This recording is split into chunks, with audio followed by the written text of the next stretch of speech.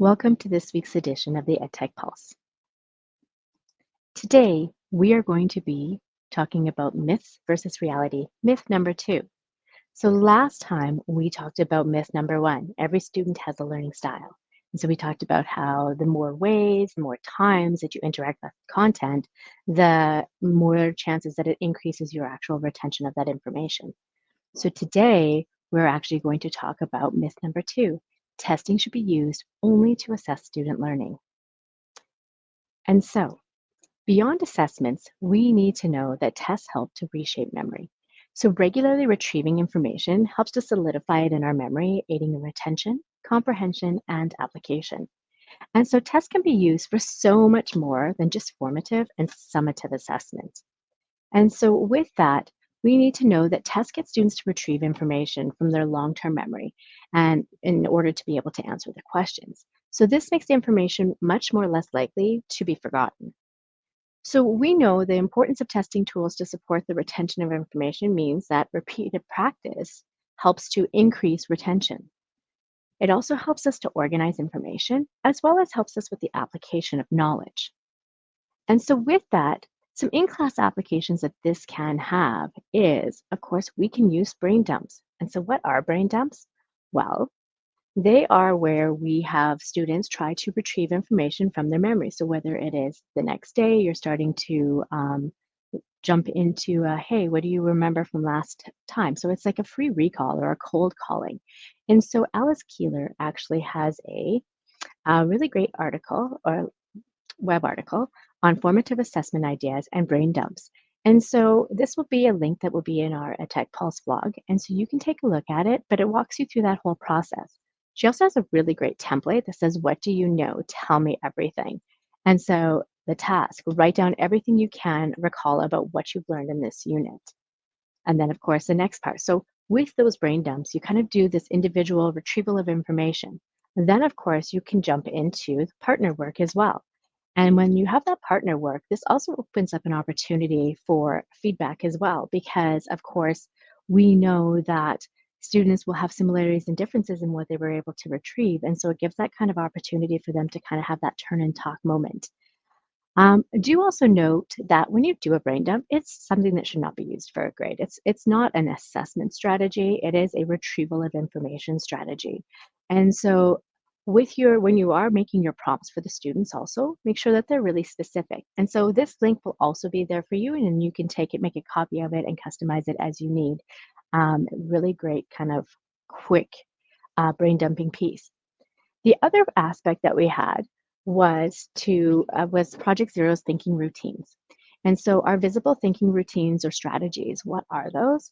Well, they're a set of questions or a brief sequence of steps that helps to scaffold and support student thinking. And so Project Zero, right here, the Project Zero's thinking routine toolbox, they've actually designed thinking routines to help deepen students' thinking and to help that make that thinking visible, which of course, again, also aids in retention. And so when I come back into this space here, this is Project Zero, and you can see that they have types of thinking categories. And so with this, you can look at core thinking routines. So they have a few different ones that are listed here. So for example, a See, Think, Wonder is pretty common. We use this all the time in our classrooms. But with this, they do have resource links. So they actually have like a sample um, lesson that you can use and at the purpose of it, the application, how you can launch it. They also have projects that go with it as well. So you can take a look at these projects and see if there's a way that you can adapt it to your specific learning needs in your classroom. So another really great kind of tool for that. So either way, though, we know that students need to retrieve information in order to be able to remember it.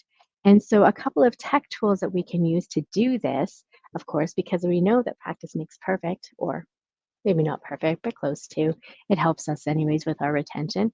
We do have some different platforms, and there's lots of them out there. Now, what's really important to note about them is that you need to ensure that you're using these as an educator. A lot of the terms of use are 13 plus or 18 plus, and so you can use these tools as an educator. You will give the students a join code. They will go to a website. They will log in with the join code. They are not putting in any personal information, so they're not logging in with Google. They're not logging in with Microsoft. They're just logging in with that code. So it's not attached to any sensitive information. You would not want to create a classroom with the students in it and input their personal information. That would be against our division policies. But other than that, you can use these tools with your whole group, with guided groups, even with individual students, just using those join codes.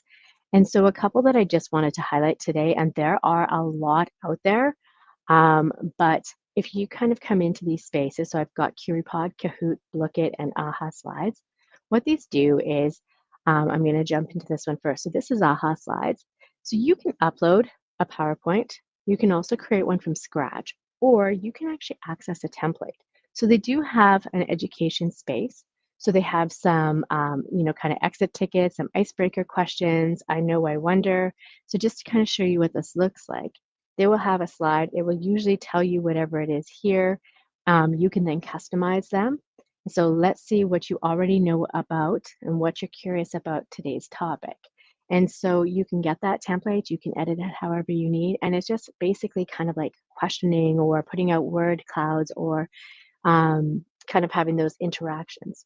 And so you can also search for things like content. So I'm just going to search up solar system and select that to see what we get. And of course, I have to scroll down. They're not all going to be great, but you can kind of check to see what they might have. So here's one. Here are the questions that are here. And then, of course, you can get this template and do it. So it has the most atmospheric zone of the 8. And so you can click through these questions. And so it's kind of like a live game that you would play with students. So again, a lot of these quizzes are game-based learning as well, which is really great for student engagement. Another tool is CurryPod. And so this is one of those AI uh, presentation builders. So it kind of works the same way. You would, of course, have your license as an educator. And then from there, so you can sign up that way. When you come into the home space, what you're going to notice is you're going to have a few different options. You're going to be able to create a lesson. You can upload an existing PowerPoint or set of slides into here, and it will turn it into a activity for you that you can then give to your students. So how confident are you with the content? So within these, there's also lots of really high impact questions that they have built into this. Coming back into this home section, you can also go to the Discover section and you can find ones that are already here. So they do have a few topic headlines here. So they have social emotional learning, some math, check-ins, brain breaks, creativity and exploration. You also have the ability to search for ones that are existent as well. So you can see that there's a trees and forest one in there. So you can put some content in and see what you get. And so those are some of the ones that are kind of there, but just to kind of give you another, here's just a mindful morning check-in. And so if I was to play this, what would happen is this would go up on my interactive whiteboard, and then students would have that login. And then what are you most excited for today? And then there are timers that are set in it. They would just go to curie.live and they would put that pin in, and that's how they would join this game. So it's pretty easy to just kind of go back and forth.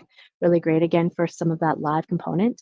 Another one is Kahoot, and so most of you are familiar with this, but there's all kinds of other additional ones too out there, like Blookit, Gimkit, or Gimkit, and so there's lots of different ones that are available. There are lots of different websites with these games. There's Quizlet, there's Quizzes, there's Kahoot, there's Blookit, lots of different sites that can help support with these quick little assessments that are really interactive for students to help them retrieve that information so that we hopefully can increase their retention of it. And so again, another one that you would just log in as an educator with your account. Students would not have their own account. You would give them their own join code as a class, and then they would join in. It does questions, it throws questions at them. Of these tools, there are paid versions. You do not need to have the paid version. You can work off of the free version for the most part for what you will be using it for. Within Kahoot, you do have a discovery library.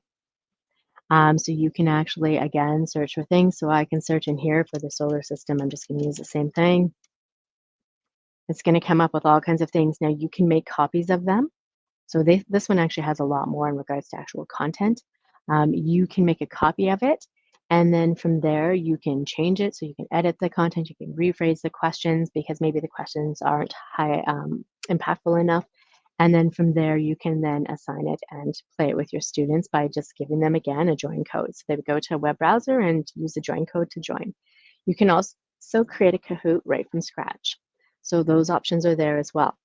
Look, it takes a little bit to the next level where they can do a little bit of gaming. So it's kind of it's brought in these other games in this space as well. So just taking a quick look, see that you can create your own, but you can also go into the Discover library and you can access whatever you might need. So just to go there again. So they have all kinds of resources here. Anything that looks like this was created by Blookit. Anything like this was created by teachers and made public or others people. So check out some of these tools. All of the links, plus a few additional ones, will be in the blog. So make sure you check out the Sway and you click on the links and check them out. If you want any support for any of these tools, please don't hesitate to reach out to either myself or whoever is your emerging technology consultant for your school team. And on that note, I hope that you try using some of these test kind of digital tools to help students with that retention of information. Have a great day.